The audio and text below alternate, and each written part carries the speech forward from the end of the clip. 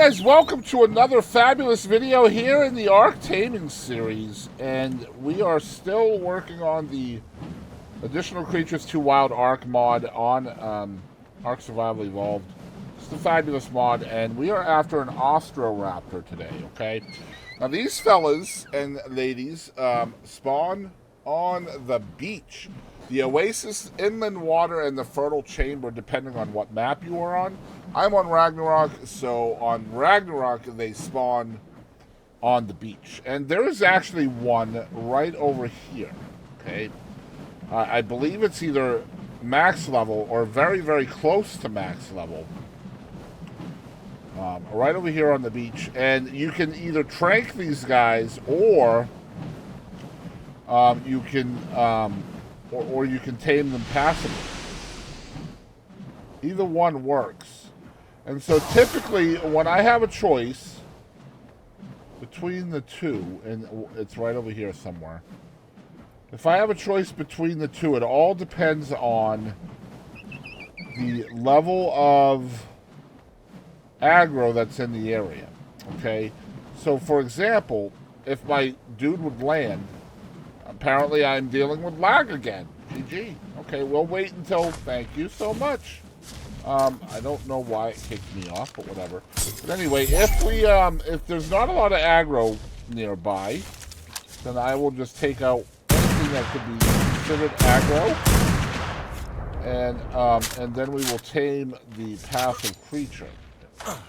Alright, so we do have... They take simple kibble, and so that's how we're going to deal with this. Now, again, you can knock them out, or you can passively tame them. And they are completely passive in the wild, okay? So there are two different 174s here, but I want the prettier of the two, which is this one right here, all right? So we're going to approach and feed. They take simple kibble. I mean, we could tame both of the big ones. They are not a breeding pair. So again, as I have discussed in the past, if you are dealing with a passive tame, it is probably best to have your binturong on your shoulders. It's already on my shoulder. Yes. Okay. So there's my binturong. So you want to stay close to the creature that you are passively taming to give it the debuff called popcorn scent, and that essentially increases their food drain. Of course, this guy does not want to stay close, so there we go. He's got popcorn scent now. These creatures have 5,000 food value, which is not nearly as bad as some of the other creatures in this mod, which some of them have 15,000 or more food value. But essentially, if you stay close to it with your binturong, you'll keep that popcorn scent debuff on it, and it will increase the food drain. And since this is a 5,400 food value, we just have to get it down 540 points for the first feeding, okay? So as long as you keep that popcorn scent up, you will see the food drain much more quickly, all right? And the faster it drains, the quicker you can feed them. The quicker you can feed them, the quicker you can tame them. My taming rates are 2.5 on this server. And now these guys are a pretty early game tame, I believe, if I'm not mistaken. I don't think I've ever tamed one before, but usually if they're on the beach, you can usually tame them early game, and a saddle will be available earlier than normal. I do know they are super, super fast, because I've seen my sons flying around the map on these, like, really, really fast. Like, Gallimimus fast. Okay, so he should be just about ready to feed.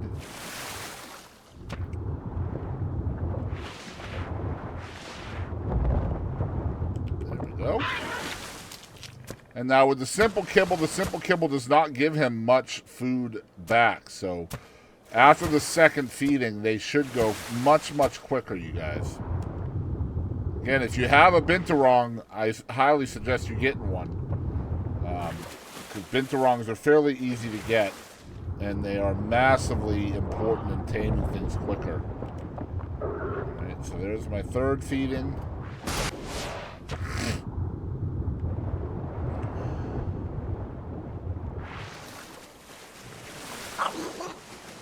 Alright, it's ready again.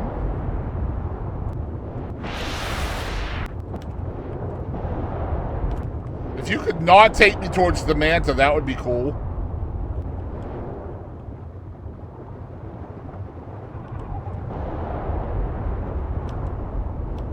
Alright, there we go. And there we go. Okay, so he's tamed. We're going to get him balled up. We'll go back to the base. We'll get him a saddle. And then we'll see what they do. Alright, the Austroraptor is a common species of raptor on the Ark, to the point it's regularly encountered by even the newest of survivors. Although startling, this isn't actually a problem, as Austroraptor, unlike all other raptors, is extremely calm and friendly towards humans and herbivores. This is because Austroraptor is exclusively piscivorous. It prefers a diet of nothing but fish. Its sharp teeth and claws are adapted to slicing and hunting fish. Let's get him out.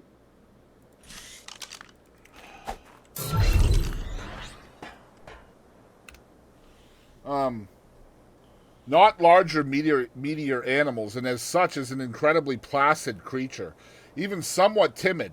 Early survivors value them over Utahraptor for one simple reason. Whereas Utahraptor is better at pack hunting and combat, Austroraptor prioritizes survival over sheer combat power.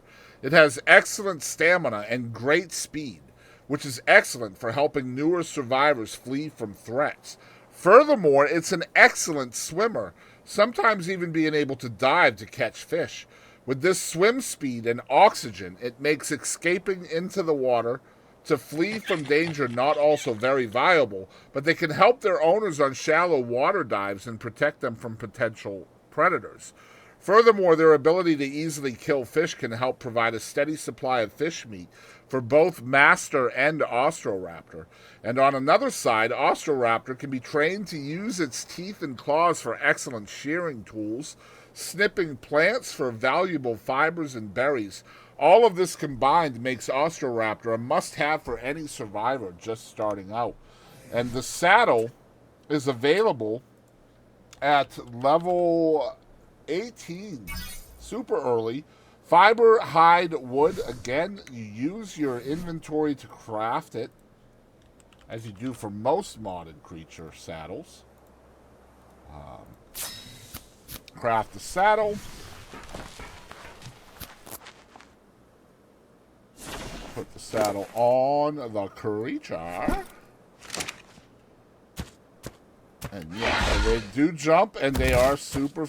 I wouldn't say they're Gallimimus fast. Obviously not.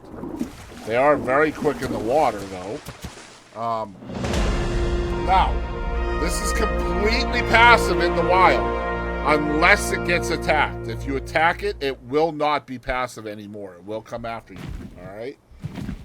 And it is not, I repeat, not a pack hunter or a gang hunter.